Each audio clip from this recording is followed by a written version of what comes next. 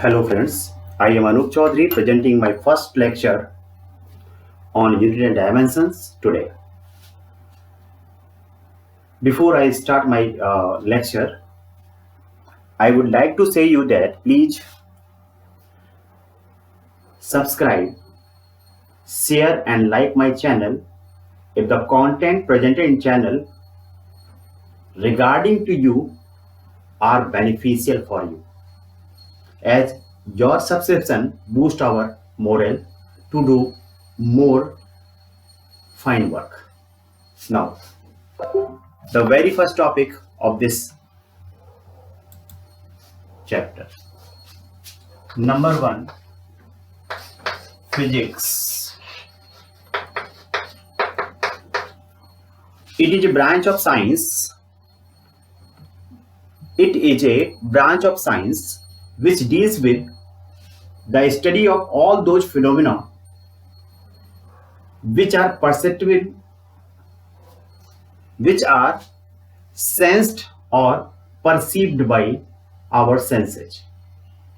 Our senses are eye, ear, nose, tongue and skin. 5 sense हमारे पास होते हैं. इनसे जिन फिजिकल इवेंट्स को, जिन नेचुरल इवेंट्स को हम परसीव कर पाते हैं, उनकी स्टडी हम फिजिक्स में करते हैं. Now the second point, physical quantity.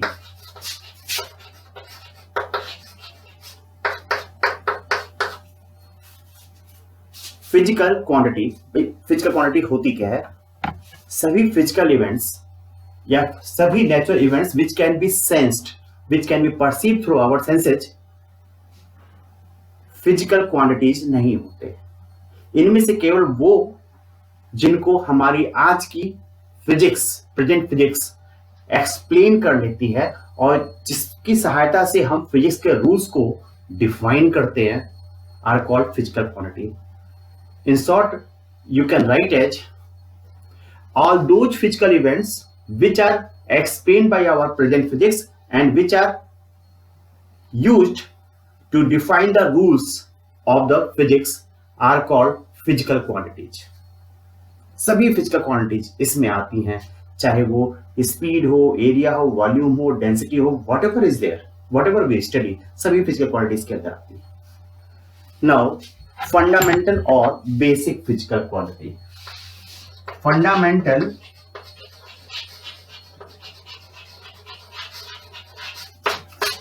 और बेसिक फिजिकल क्वांटिटीज में पहले जब फिजिकल क्वांटिटी की संख्या बहुत कम थी तो सबकी अलग अलग स्टडी और अलग सबको सिंबल देना, अलग अलग सबको डिफाइन करना, अलग अलग सबकी यूनिट डेवलप करना, यह आसान था. लेकिन जैसे जैसे फिजिकल क्वांटिटी की संख्या बढ़ती चली गई, ये डिफिकल्टी हमारी बढ़ती गई कि सबको separately we are going to define formulate etcetera. So at the same time scientist observe that all the other physical quantities can be explain in terms of some physical quantity. इन कुछ physical quantity उन्होंने एक group में रखा. इन्हीं को हम fundamental physical quantity या बेसिक फिजिकल क्वांटिटी कहते हैं. मतलब फंडामेंटल या बेसिक फिजिकल क्वांटिटी क्या होती है? All the physical quantities in a group which are used to explain all the other physical quantities of physics are called fundamental physical quantities. These are example में ये जो fundamental physical quantity है, length है, mass, time, temperature,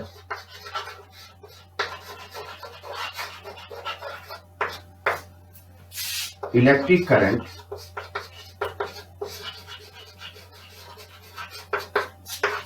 luminous intensity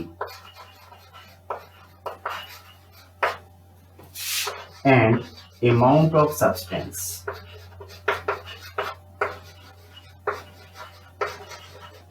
ये total 7 है जो physics से दी गई है. Length, mass, time, temperature, electric current, luminous intensity and amount of substance. Total 7 है. इससे भी हमारा काम नहीं चल रहा था. हमें इसके अलावा मैथ की 2 क्वांटिटीज को फिजिक्स में as a fundamental physical quantity attach करना पड़ा to other quantities from mathematics are included in this as complementary fundamental physical quantities. These are plane angle and solid angle. भाई सॉलिड एंगल को तो आपने नहीं पढ़ा हुआ है, लेकिन प्लेन एंगल की आपने स्टडी की थी। जो भी ज्योमेट्री आपने 10th क्लास में स्टडी की थी वो सभी प्लेन एंगल पे बेस्ड थी। लेकिन साथ में आपने कुछ मेंसुरेशन चैप्टर में पढ़ रखा है, जैसे कोन, उसे कोन के वर्टेक्स पे जो एंगल बनता है वही एंगल सॉलिड एंगल कहलाता है। उसकी स्टडी हम बाद में करेंगे, 11th में ही करेंगे।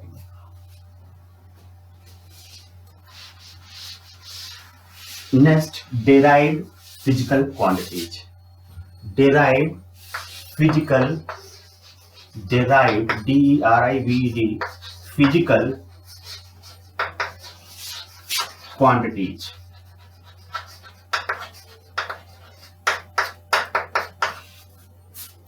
अगर हम सिंपली कहना चाहें, all the other physical quantity of physics which are not fundamental or basic are called derived physical quantities.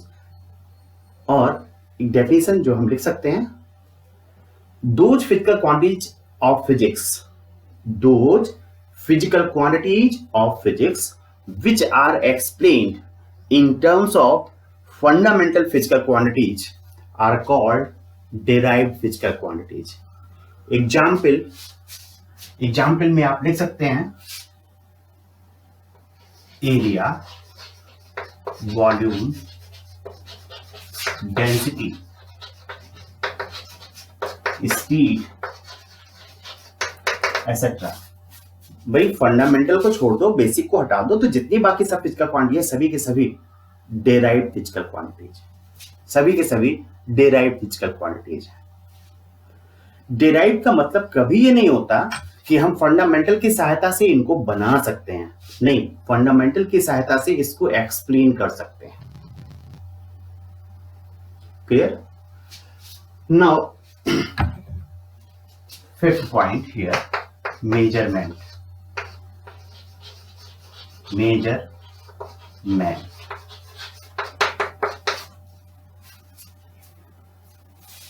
अगर हमें कुछ मेजर करना होता है तो हम क्या करते हैं? सपोज करो मास मेजर करना होता है तो हम मास के बाट के लिए बाट लेके आते हैं ना, वो उसकी यूनिट होती है, केजी, 2 केजी, 5 केजी, बाट लेके आते हैं। लेंथ मेजर करनी होती है, मीटर स्केल लेके आते हैं, फीता लेके आते हैं, ठीक। फिर क्या करते हैं हम, सपोज करें इस बोर्ड की लेंथ को मेजर करना है तो हम क्या करेंगे, फीता लेके आएंगे, ऐसे रखा 1 मीटर, और फिर यहां से यहां 40 centimetre. Then I will say the length of this board is 1 metre 40 centimetre. हमने क्या किया, जो हमारे पास मीटर स्केल था उसकी लेंथ को कंपेयर किया इसकी लेंथ से। बेसिकली अगर हम कभी मास मेजर करते हैं, सपोज करिए हमें 5 केजी शुगर मेजर करनी है, तो हम एक पड़ले में हम 5 केजी का बाट रख देते हैं और दूसरे में शुगर रखते हैं, चीनी रखते हैं, उसकी मात्रा बढ़ाते आते हैं। जैसे ही भाई जैसे से चीनी की मात्रा बढ़ती आती है, ये वाला पड़ला नीचे जाता रहता है और ये नीचे से ऊपर उठने लगता है। दोनों जब बैलेंस हो जाते हैं, जब पॉइंटर ये इंडिकेट करता है कि दोनों चीजें बैलेंस्ड हैं, then we say the mass of sugar here is equal to the mass of the बाट which are placed in this pan. It is 5 kg, then sugar is also 5 kg. Then how can we define measurement? तो हम ऐसे लिख सकते हैं, measurement of a physical quantity is the process of comparison of that physical quantity with its unit. किसी physical quantity को उसके unit से कंपेयर करने के प्रोसेस को ही हम मेजरमेंट कहते हैं। क्लियर? नाउ 6, इसमें हमने एक वर्ड यूज किया है, unit. Unit, what is called unit? समझ लें इस बात को।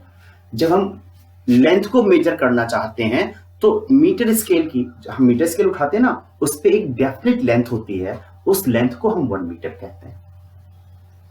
तो हम यहां पे इसको डिफाइन कर सकते हैं यूनिट को, to measure a physical quantity its definite magnitude is taken as standard and given a name. This standard with name is called unit of that physical quantity. Simple सी बात है। Now next point, properties of standard.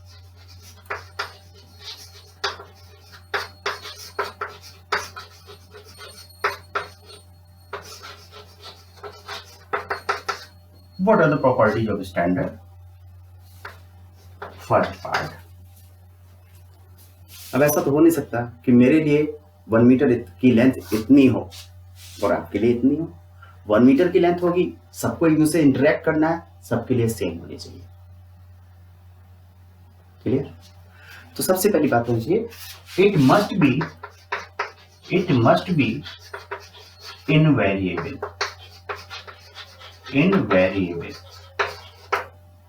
Number 2, सबके लिए same होनी चाहिए। Invariable terms का meaning यहां पे ये है। Number 2, it must not be affected by atmospheric conditions.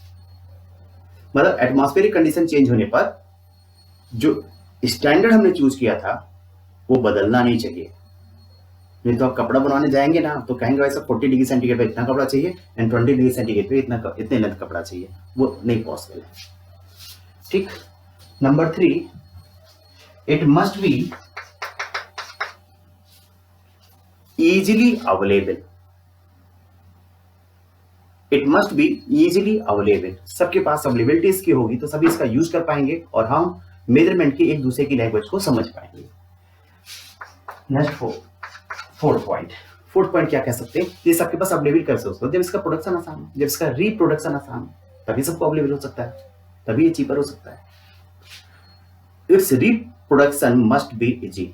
Number 4 point, it's reproduction must be easy. सभी लोग यूज कर पाए, सबकी पहुंच के अंदर हो, इसलिए ये सस्ता या चीप भी होना चाहिए। It must B, number 5 point, it must B cost effective. It must B cost effective.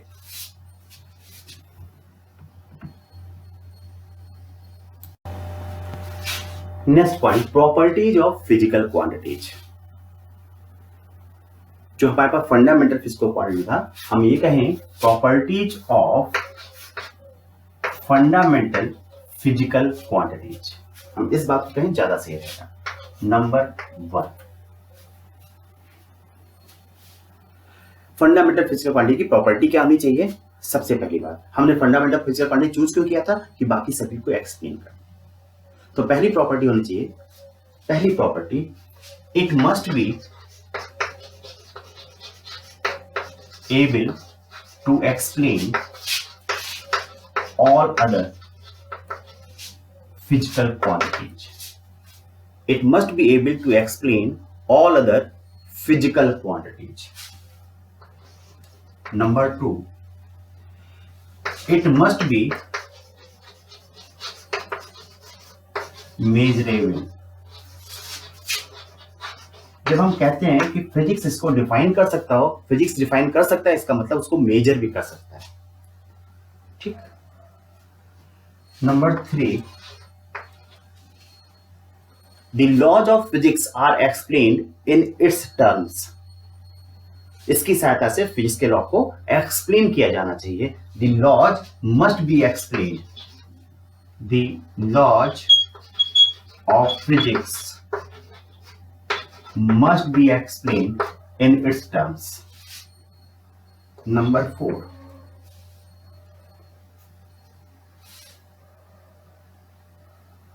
these cannot be interrelated. These must not be interrelated. Cannot नहीं कहना चाहिए, these must not be interrelated. ऐसा हम कहते हैं, सही बात है कि इनको इंटरलेट ना हो तो ज्यादा अच्छा है, लेकिन ऐसा नहीं है कि हर केस में इंटरलेट नहीं होते। जैसे हमने फंडामेंटल फिजिकल क्वांटिटी पढ़ा था, length, mass, time, temperature, electric current. Obviously इन 5 को हम रिलेट नहीं कर पाते, अमाउंट ऑफ सब्सटेंस को भी हम रिलेट नहीं कर पाते। लेकिन अगर हम ल्यूमिनस इंटेंसिटी की बात करें तो भाई साहब उसको हम बाकी की फिजिकल क्वांटिटी की सहायता से एक्सप्लेन कर सकते हैं। तो ये यूनिवर्सल ट्रुथ नहीं है कि ये जो फंडामेंटल फिजिकल क्वांटिटी हैं इनको आपस में इंटरलेट ना किया जा सके।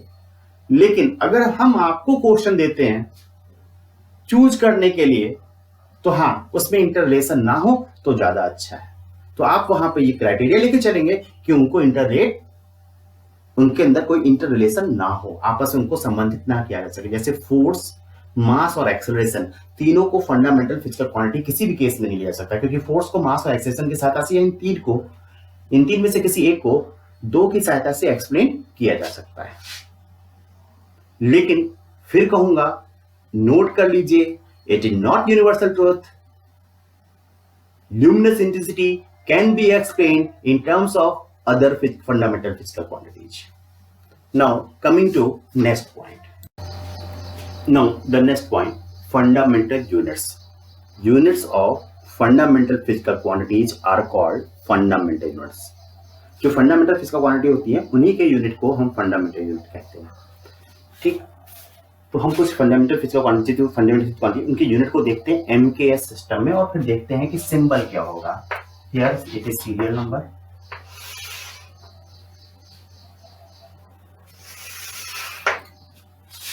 फिजिकल क्वांटिटी,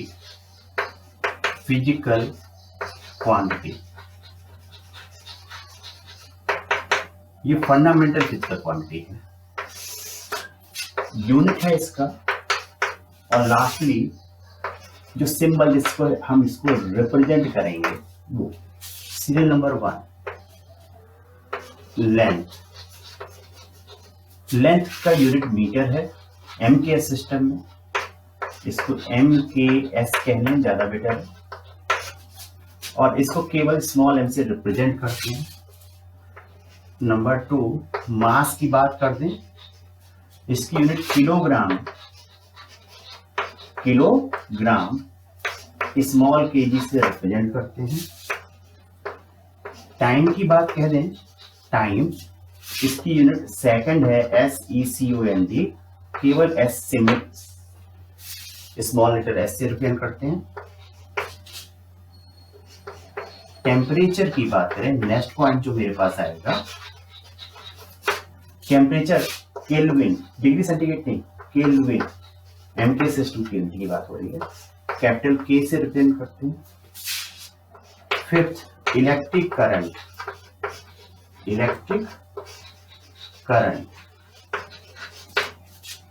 इसे हम ampere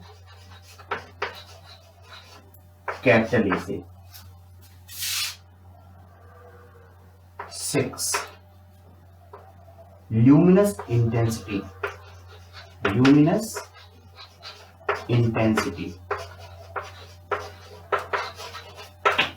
Cadila, CANDELA, capital C small d। And 7th, amount of substance,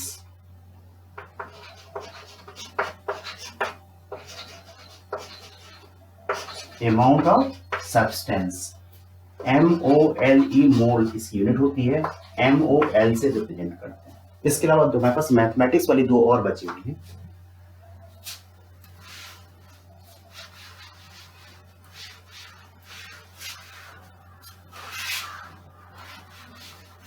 mathematics वाली 2 और बची हुई हैं। प्लेन एंगल, जो प्लेन ज्योमेट्री आपने पढ़ा था, ट्रिग्नोमेट्री जो पढ़ा था 11th में, 10th में, 9th में, रेडियन इसकी यूनिट थी RAD, and 9th, solid angle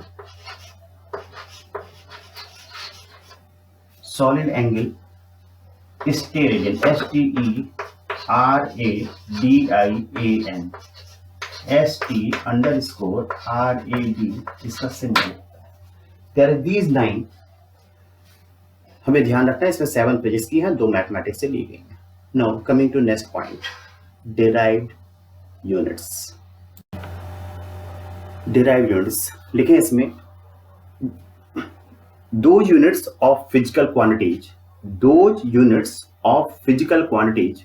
which are expressed in terms of fundamental unit are called derived units. Those units of physical quantities which are expressed in terms of fundamental units are called derived units. Example, meter square, meter cube, kg per meter cube, kg meter per second square, etc. In short, we can say that all the other units except those of fundamental physical quantities, या वो सभी units fundamental units को छोड़ करके, basic units को छोड़ करके जितनी भी यूनिट्स फिजिक्स में होती है वो सभी के सभी डिराइव्ड यूनिट्स कहलाती हैं। Clear? Now next point, international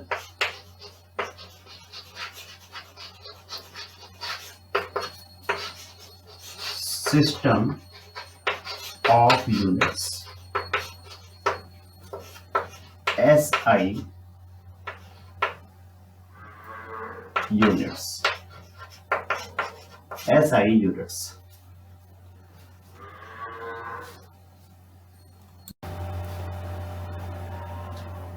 internationally भाई होता ऐसा है कि जैसे अब दुनिया बहुत छोटी हो गई, वर्ल्ड इज बहुत कंप्रेस कर गया क्योंकि स्पीड हमारी ट्रेवल की बढ़ चुकी है। इस वजह से हमें अपना प्रोडक्ट, अपनी साइंस समझाने के लिए कुछ हमने डेवलप किया, कुछ किसी और ने डेवलप किया, एक दूसरे को समझाने के लिए, एक दूसरे से इंटरेक्ट करने के लिए हमें एक ऐसे सिस्टम यूनिट की जरूरत पड़ती है जिसको पूरा वर्ल्ड फॉलो करता हो। इसी को जो वर्ल्ड के मोस्ट ऑफ द कंट्री में जो चीज एक्सेप्टेड सिस्टम ऑफ यूनिट है उसी को हम इंटरनेशनल सिस्टम ऑफ यूनिट और SI यूनिट्स कहते हैं। ठीक, the system of units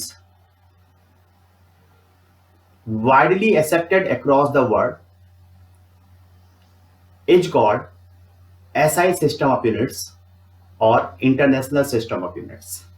These are of 3 types. Number 1, MKS system. M का यहाँ मतलब जो होता है मीटर होता है, K का मीनिंग किलोग्राम होता है, केजी क्योंकि हमने अभी देखा था, और S का मीनिंग यहाँ पे सेकंड है। Second CGS system, C here centimetre,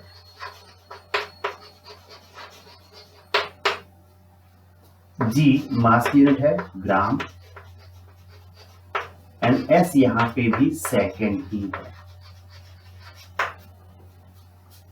third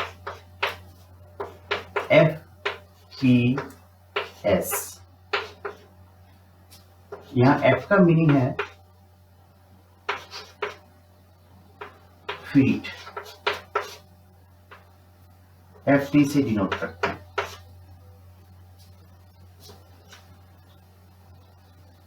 P mass unit है पाउंड, POUND, LB से डिनोट करते हैं, and S again it is second.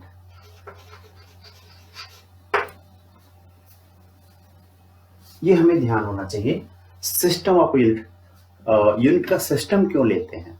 Means हम मास में मीटर ही लेंगे तो मास को अगर किलोग्राम में लेंगे तो लेंथ को मीटर में ही लेंगे, टाइम को सेकंड में। ऐसा क्यों करते हैं? जिससे कि हम एक रूल फॉलो करके एक सिस्टम ऑफ यूनिट यूज किया जिससे हम अपने रिजल्ट को एक जगह से दूसरी जगह पे इजीली पहुंचा सकें और दूसरे के रिजल्ट को इजीली समझ सकें, दूसरे की बातों को इजीली समझ सकें। इसलिए अगर हम कहीं पर लेंथ में मीटर यूज करते हैं तो we are forced to use kilogram as the unit of mass and time की unit second. The same thing can be said for this 3 unit. ये जो FPS था ये ब्रिटिशर्स एंड इट्स कॉलोनी, जो इसके उपनिवेश थे वहां पे सबसे ज्यादा यूज हुआ। ठीक, जैसे जैसे वो चीज खत्म हुई इसका यूज भी कम होता जा रहा है। अगर इंडिया में भी आप अपने फोर फादर को देखेंगे, बाबा तो ये लोग आप पता चलेगा फीट पाउंड सेकंड का यूज ज्यादा करते हुए मिलेंगे, लेकिन जो हमारी नई जनरेशन है वो पहले 2 का यूज ज्यादा कर रही है। इसकी नॉलेज उसके पास कम होती है, लेकिन हमें इसको भी ध्यान रखना है, समझना है। Now the next point,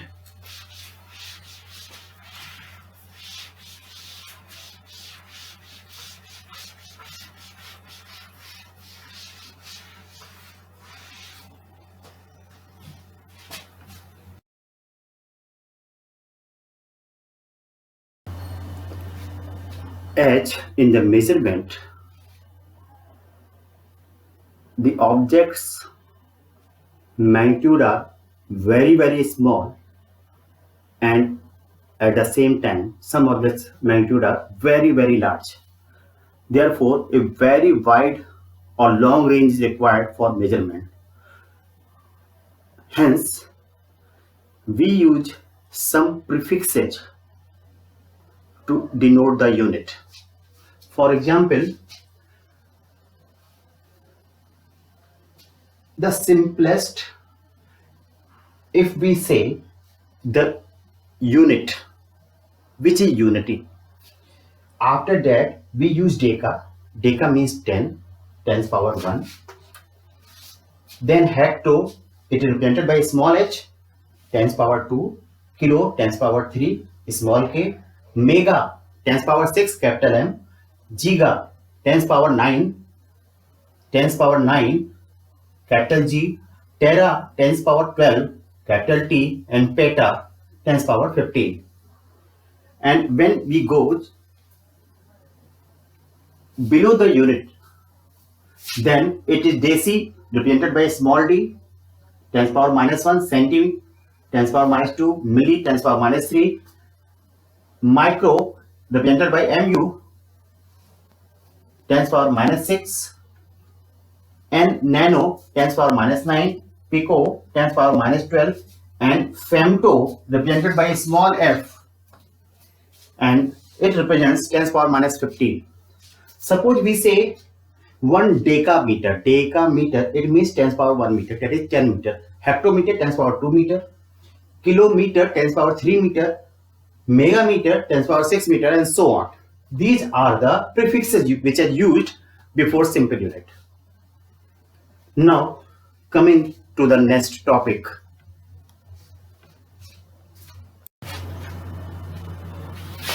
Dimensions.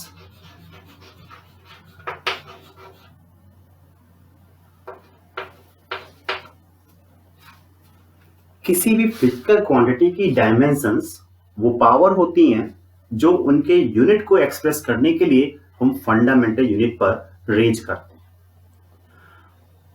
Definition में हम ऐसे लिख सकते हैं, dimension of a physical quantity are the powers which are raised over fundamental units to get the unit of that physical quantity.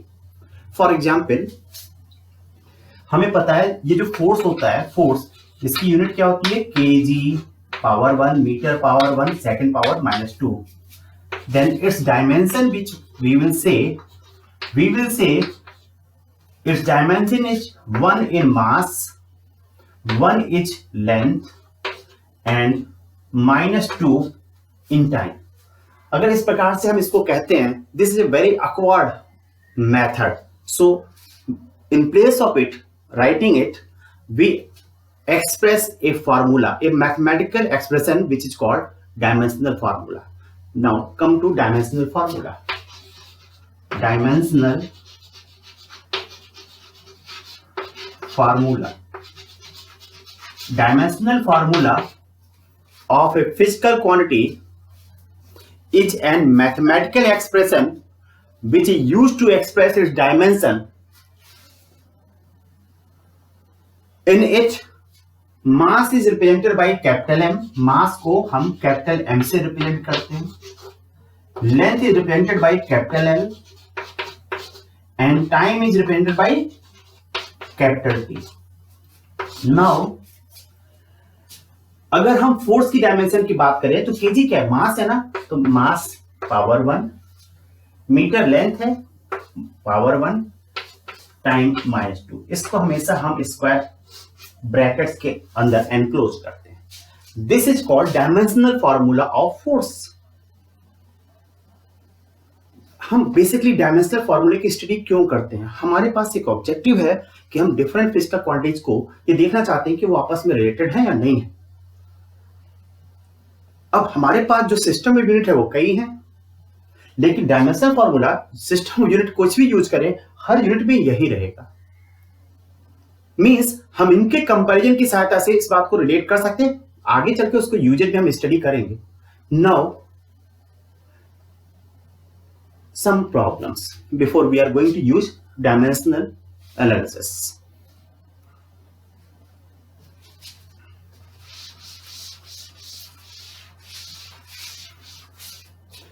कुछ एग्जाम्पल्स की हम बात करेंगे। हम एग्जाम्पल नंबर 1 की बात करें और इसमें हम सपोज करें कि हम डिस्टेंस या डिस्प्लेसमेंट इसकी यूनिट की बात करते हैं। डिस्टेंस या डिस्प्लेसमेंट एमके सिस्टम में इसकी यूनिट मीटर होता है। मीटर स्मॉल एम से रिप्रेजेंट करते हैं। ठीक, दूसरी बात हम कहें, इसकी सहायता से हम स्पीड की यूनिट निकालना चाहते हैं। Speed that is V, speed कहें या वेलोसिटी कहें, हमें पता है v equal to distance upon time, X upon T. Therefore इसका यूनिट जो हो जाएगा, डिस्टेंस का यूनिट होता है मीटर, इसका सेकंड मीटर पर सेकंड।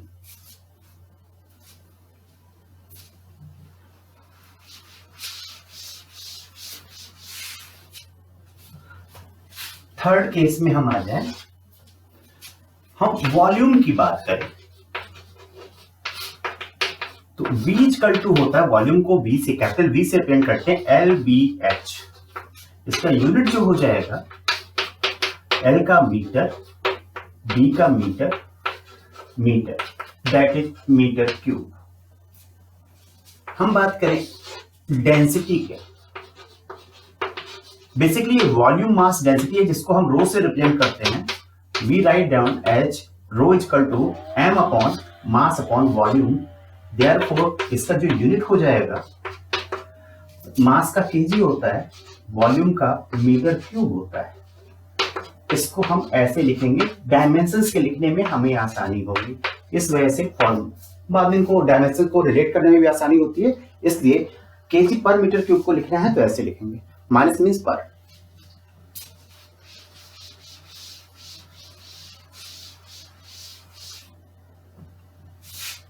फिर हम एक्सेलरेशन की बात करें।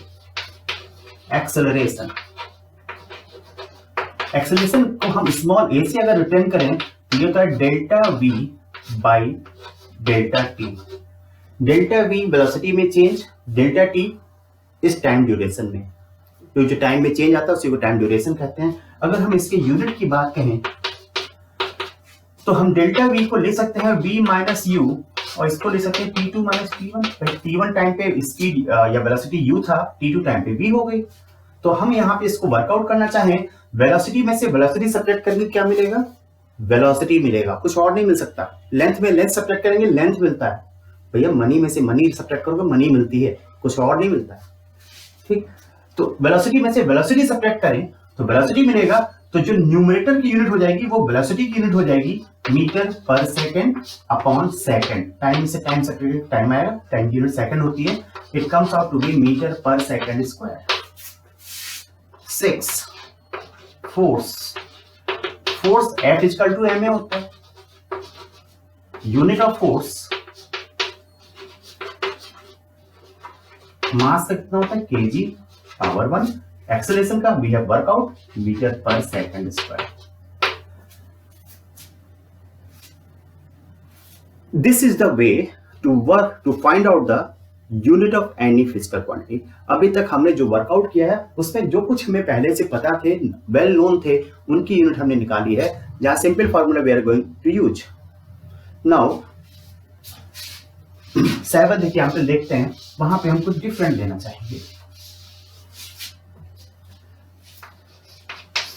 यूनिवर्सल ग्रेविटेशनल कांस्टेंट, हमें पता है यूनिवर्सल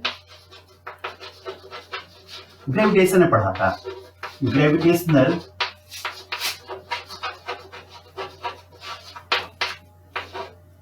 कांस्टेंट।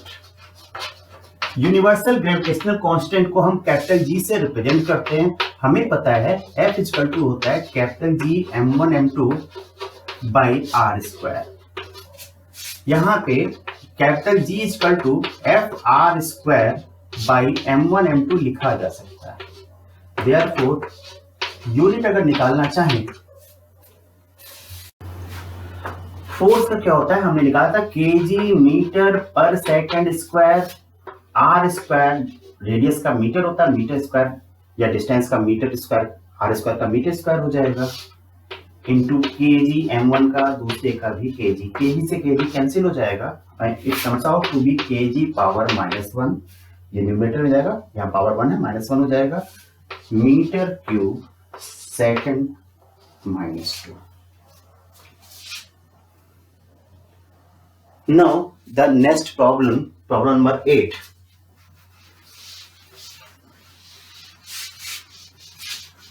धीरे धीरे हम डिफिकल्टीज की तरफ मूव करेंगे।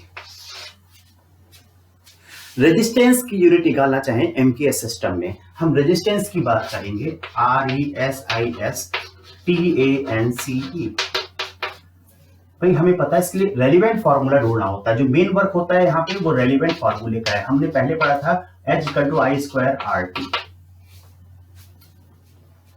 Therefore R can be written as H upon I square T।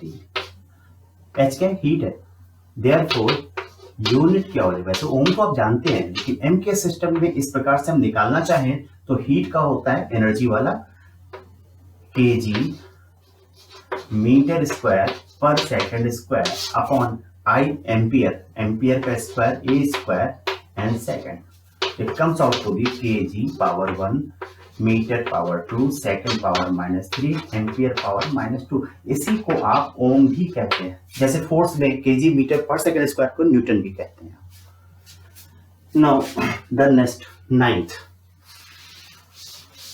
चलिए इसमें आपने एनर्जी का यूज किया था, हम 9th हम इससे पहले हम निकाल लें ट्रिग्नोमेट्रिक रेशियोज का,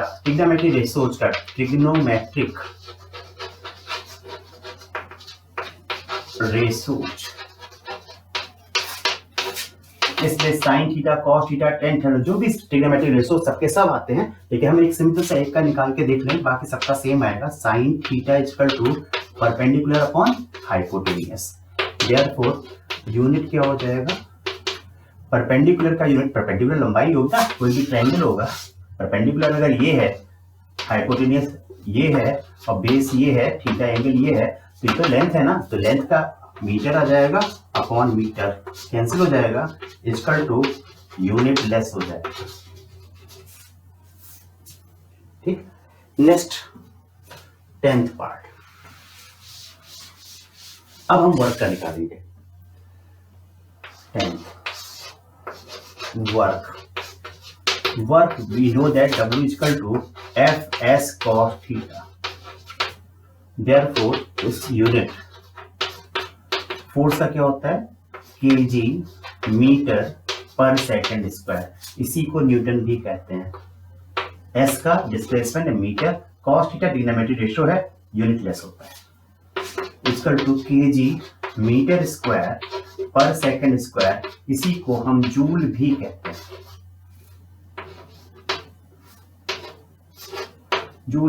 हैं, और कैपिटल जी से डिनोट करते हैं। पावर निकालना चाहें, पावर का कैसे निकालेंगे वो देखते हैं। P equal power equal to work upon time, तो इसका जो यूनिट हो जाएगा kg मीटर स्क्वायर पर second square upon time second, kg metre square पर सेकंड क्यूब इक्वल टू, इसी को हम वाट भी कहते हैं, W से रिप्रेजेंट करते हैं, या जूल पर सेकंड भी कहते हैं। अगर इसको जूल करते हैं, इसको टाइम सेकंड हो गई होगा। नाउ 12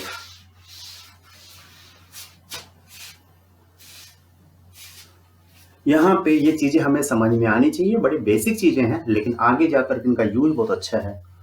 ठीक, यहाँ से इसको हम सही करते चलें। कुछ चीजें हम 12 की बात करें। 12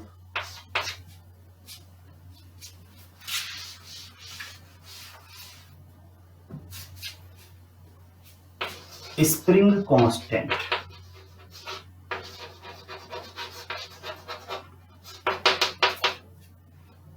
स्प्रिंग कांस्टेंट को हम K से रिप्रेजेंट करते हैं। It is defined as the force required to elongate or compress an spring by unity. यहाँ पे हमें फॉर्मूला पता होना चाहिए, F equal to KX। Therefore हमें K की यूनिट निकालनी है, K equal to F by X। Therefore unit of K, K का यूनिट जो हो जाएगा, फोर्स का यूनिट क्या होता है, न्यूटन अपॉन मीटर। इसे न्यूटन पर मीटर भी कह सकते हैं। न्यूटन को हम लिख सकते हैं केजी मीटर पर सेकंड स्क्वायर, मीटर इनवर्स 1 से पावर 1 है, केजी पर सेकंड स्क्वायर लिखा जाता है। Next problem, problem number 13।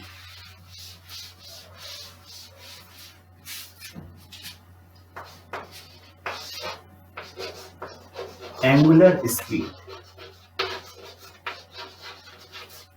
भाई इसको ओमेगा से दिखाते हैं। थीटा का एंगुलर डिस्प्लेसमेंट होता है थीटा, उसको रेडियली उसकी यूनिट होती है। Angular speed omega, omega equal to होता है एंगुलर डिस्प्लेसमेंट अपॉन टाइम। तो इसकी यूनिट की हम जो बात करेंगे वो लिख सकते हैं एंगुलर डिस्प्लेसमेंट यानी रेडियन, और time upon second, it can be written as radian पर second. 14 angular acceleration, angular acceleration. Angular acceleration को हम अल्फा से डिनोट करते हैं। ये delta omega change in angular speed upon change in time. Unit की बात करेंगे तो delta omega change in angular speed, इसकी यूनिट वही होगी रेडियन पर सेकंड, और upon second it comes out to B radian पर second square. Now next part,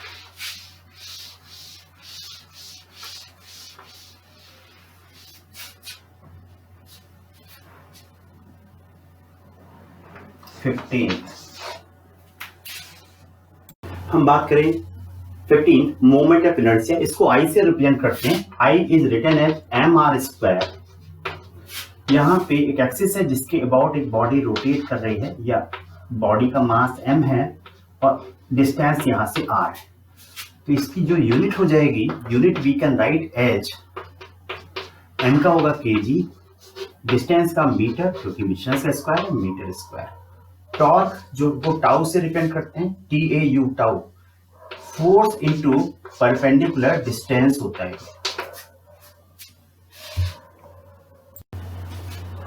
force का हमारे पास होता है kg मीटर पर सेकंड स्क्वायर। अब डिस्टेंस कैसी भी हो, मीटर ही होगा। It comes out to be kg metre square पर second square. Now next example,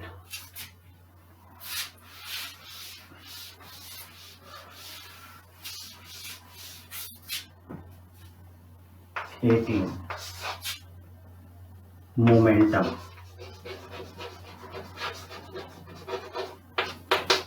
momentum को P से रिप्रेजेंट करते हैं, इक्वल टू mv होता है। यूनिट की अगर हम बात कर दें तो भाई साहब m का kg होता है, v का मीटर पर सेकंड आ जाता है। 19 कोफिशिएंट ऑफ फ्रिक्शन। अगर आप 11th के स्टूडेंट हैं, right now you have cross 10th, तो आपको ये सारी चीजें अभी याद करनी पड़ेंगी स्टार्टिंग में। इसको म्यू से रिप्रेजेंट करते हैं। म्यू इक्वल टू होता है Fr friction force upon normal reaction. ये भी फोर्स है, ये भी फोर्स है, तो इसका भी फ्रिक्शन फोर्स है kg मीटर पर सेकंड स्क्वायर, इसका भी kg मीटर पर सेकंड, भी कैंसिल आउट हो जाएगा, यूनिट लेस आ जाएगा। ये ध्यान रखें कि जो हमारे पास प्रोपोर्शनल कांस्टेंट होता है, there are two types of constant. One is called dimensionless constant, unitless constant, जिसका कोई यूनिट नहीं होता। दूसरा होता है जिसकी यूनिट होती है। तो हर बार ऐसा नहीं होता है कि जो प्रोपोर्शनल कांस्टेंट होता है वो हमेशा यूनिट लेस हो या हमेशा उसकी यूनिट हो ही। ये डिपेंड करता है केसेस पे, हमें ध्यान रखना पड़ता है। नाउ 20th,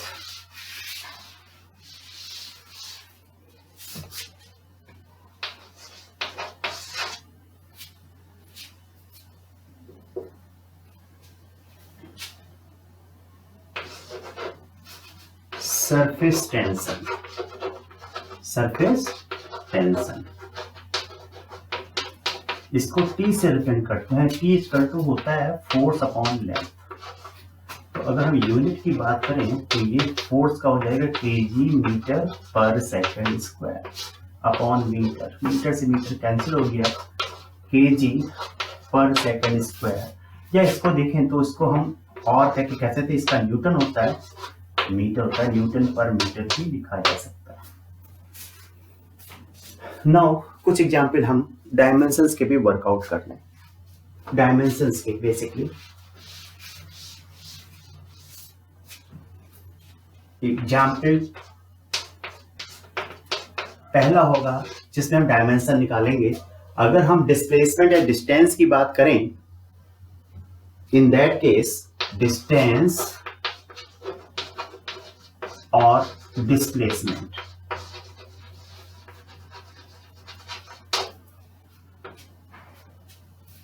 इसको एस से डिनोट करते हैं। तो dimension of S means dimension of displacement, ऐसे लिखा जाता है। इक्वल टू, ये मीटर यूनिट होती है ना, हमने इसकी मीटर यूनिट लिखी थी, लेकिन डायमेंशन हम लिखते समय हम एम भी यूज करते हैं, मास भी यूज करते हैं, लेंथ भी यूज करते हैं, टाइम भी यूज करते हैं, तीनों चीज। इसमें मीटर केवल है, मास नहीं है। मास की डायमेंशन 0 हो जाएगी पावर, लेंथ की 1 हो जाएगी एंड टाइम की 0 हो जाएगी। हमने डायमेंशन को किस प्रकार से डिफाइन किया था? डायमेंशन को हमने डिफाइन किया था, dimension of a physical quantity are the powers which are raised over fundamental unit to get the unit of that physical quantity। तो अगर हमें MLT की टर्म्स में, और उसने हमने कहा था मास को कैपिटल एम से रिप्रेजेंट किया था, लेंथ को कैपिटल एल से, टाइम को कैपिटल टी से, डायमेंशनल फॉर्मूले की बात की थी। और इसके अलावा जो दूसरी चीजें आगे धीरे धीरे बताता जा रहा हूं मैं आपको। तो यहाँ पे मेरे पास क्या है कि डिस्टेंस में या डिस्प्लेसमेंट पे लेंथ की जरूरत होती है, लेंथ की पावर 1 आ जाती है। दूसरा, एरिया की हम बात अगर हम करें, ए से रिप्रेजेंट करते हैं। ए इक्वल टू क्या होता है? L B. तो डायमेंशन ऑफ ए क्या हो जाएगा? लिखने का तरीका ये है, लेंथ का डायमेंशन एल की पावर 1, ब्रेड्थ लेंथ। भाई बोर्ड की जो लेंथ होती है और ब्रेड्थ होती है, कैसे डिफाइन करते हैं? अगर हम इसको देखें तो हम ऐसे डिफाइन कर सकते हैं, the longest side of the board is called length of the board. Longest side, the length of longest side of the board. जो लॉन्गेस्ट साइड होती है उसकी लेंथ को ही हम बोर्ड की लेंथ कहते हैं, और जो छोटी साइड होती है, जो शॉर्टर साइड होती है, उसकी लेंथ को हम ब्रेड्थ कहते हैं। तो बेसिकली ब्रेड्थ भी लेंथ ही होती है। तो ये एल स्क्वायर आ जाएगा, यहां पे एम नहीं आया, M 0, L square T 0। Similarly volume की अगर हम बात करें, कैपिटल बी से रिप्रेजेंट करते हैं, और कैपिटल बी इक्वल टू होता है L B H. Capital B का जो डायमेंशन निकल के आ जाएगा, एम नहीं है, M 0, L L L, L cube T 0। Clear? Now coming to fourth part.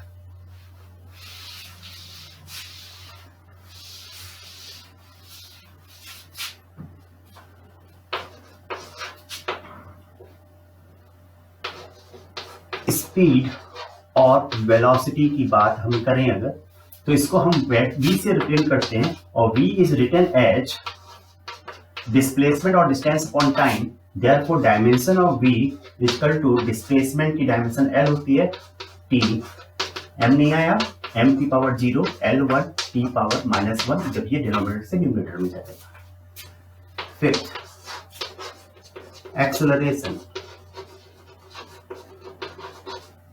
Small a। small a is equal to delta v by delta t. Therefore, dimension of a is equal to delta v change in velocity।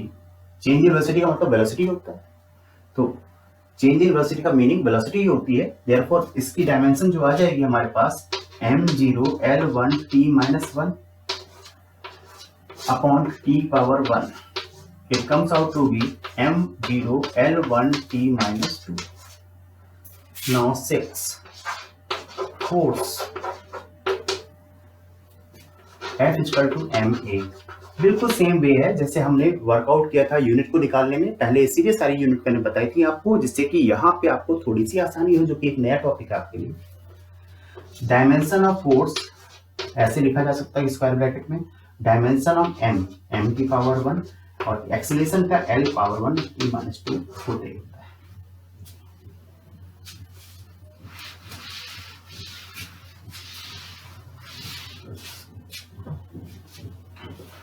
Seven, momentum. इसे P से represent करते हैं, P equal to mv होता है, therefore dimension of P equal to dimension of m into v, it can be written as capital M power 1, velocity L1 t-1। 8, impulse। भैया ये किसी coaching का नाम नहीं है, इम्पल्स फिजिकल क्वांटिटी है जिसकी हम ये होता है impulse equal to force into time, therefore dimension of impulse equal to force की डायमेंशन होती है m1 L1 t-2, हम पहले निकाल चुके हैं यहाँ पे, into t, it comes out to be m1 L1 t-1। यही डायमेंशन देखिए मोमेंटम का भी।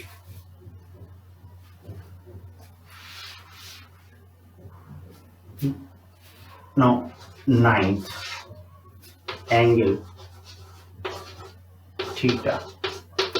थीटा इक्वल टू क्या होता है arc upon radius, therefore dimension of theta equal to L की डायमेंशन क्या आ जाएगी कैपिटल एल, नीचे भी रेडियस का कैपिटल एल, ये जो है डायमेंशन लेस आ जाएगी, इसको लिखेंगे m0 L0 t0, ये पावर में जीरो आ रही है हर जगह पे। 10,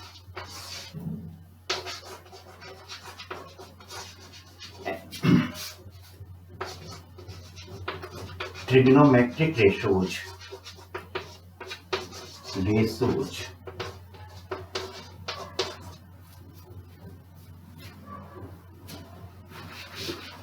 इसमें फिर से हम साइन थीटा का एग्जाम्पल लेके चलेंगे, और जैसे डायमेंशन में यूनिट में लेके चले थे, तो 10th का हमारे पास ट्रिग्नोमेट्रिक रेशोज में अगर साइन थीटा की हम बात करें तो साइन थीटा इक्वल टू होता है परपेंडिकुलर अपॉन हाइपोटेनियस। इसकी डायमेंशन निकालना चाहें, dimension of sine theta equal to dimension of P का डायमेंशन जो ये तो साइड की लंबाई है ना, एल आ जाएगा upon L, it comes out to be m0 L0 t0। इससे पहले 9th वाले केस में हमने एंगल की बात की थी, देखा था एंगल की यूनिट होती है रेडियन, और यहाँ पे जो आया था डायमेंशन लेस होता है, तो what we can say that angle is a physical quantity which has the unit but no dimension. अक्सर इस पे क्वेश्चन आपके 11th क्लास में पूछ लिए जाते हैं। Now 11th, work. Work W equal to होता है Fs cos theta, dimension of W equal to force, सबसे पहले dimension m1 L1 t-2, s displacement L आ जाएगा, और ये डायमेंशन लेस होता है, the whole thing comes out to be ml squared t-2 power P equal to W by T, therefore dimension of power equal to dimension of W क्या हो जाएगा ml squared t-2, we have written here upon P power 1 m1 L squared t-2। Next 13th example. Now 13th example, spring constant K equal to F by X, therefore dimension अगर हम निकालना चाहें K का, तो force का dimension हमें पता है m1 L1 t-2 होता है, और इसका L होता है। भाई L से L कैंसिल हो जाएगा, ये आ जाएगा m power 1 L power 0 t minus 2। Coefficient of friction की हम बात करें, हमने देखा था इसे म्यू से रिप्रेजेंट करते हैं, और ये जो होता है friction force upon normal reaction होता है। डायमेंशन निकालने की बात करें अगर, फ्रिक्शन फोर्स है एम एल टी माइनस 2, नीचे नॉर्मल रिएक्शन ये भी फोर्स होता है एम एल टी माइनस 2, दोनों एक दूसरे को कैंसिल आउट कर देंगे और ये मेरे पास आ जाएगा m0 l0 t0, या इसी को डायमेंशन लेस कहते हैं, D dot less, dimension less कहते हैं। Now 15th example. जैसे यहाँ पे सरफेस टेंशन हमें पता है कि इसे हम T से रिप्रेजेंट करते हैं, ये फोर्स अपॉन लेंथ के बराबर होता है, और इसके अगर हम डायमेंशन निकालना चाहें सरफेस टेंशन की T से रिप्रेजेंट करते हैं फोर्स की m1 L1 T minus 2 upon L1, ये कैंसिल हो जाएगा, ये आ जाएगा m1 T minus 2 m1 L0 T minus 2, mLT format में लिखना होता है।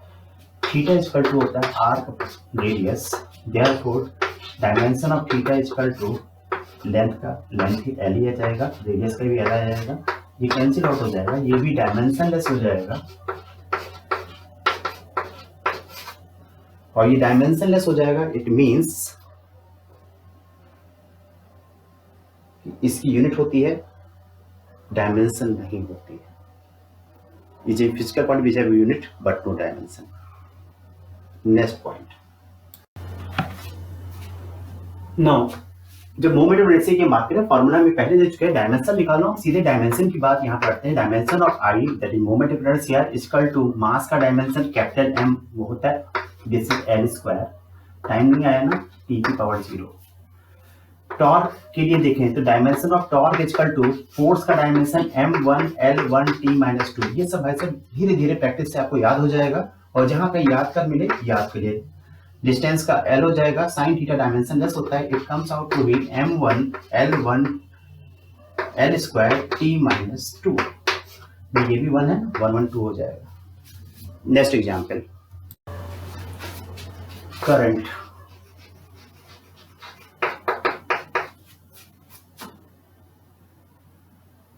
आई करंट की हम बात करें, ये current, electric current is a fundamental physical quantity, basic physical quantity, इसकी यूनिट कैपिटल ए एम्पियर होती है, और डायमेंशन में इसे हम कैपिटल ए से डिनोट करते हैं, कैपिटल ए एम्पियर से डिनोट करते हैं। तो dimension of I equal to A, या इसे हम कह सकते हैं m0 L0 T0 a की पावर 1। 20 हम चार्ज की बात कर दें तो चार्ज को हमें पता है Q equal to I into T होता है। It means that dimension of Q equal to I ampere time 1, means MLT format में लिखें m0 L0 T1 A1। Now 21st example, resistance. Capital R can be written as, पहले भी हमने unit में formula लिखा था, I into T, therefore I square into T. Dimension of R equal to dimension of H m L square T minus 2, energy है A square T, it comes out to be m1 L square T minus 3 A square. For today itself मैं lecture को यहीं पे limit करता हूं। In the next lecture use the dimension analysis, dimension of some other physical quantity which appears to be difficult to us for 11th class student because the physical quantity are related to 12th class. So आपको उनका formula नहीं पता होता, ऐसी physical quantity को हम लेके चलेंगे जिसमें कई बार आपके 11th क्लास में टीचर वहां के क्वेश्चन दे करके आपको पजल्ट करता है। Okay, till then good bye.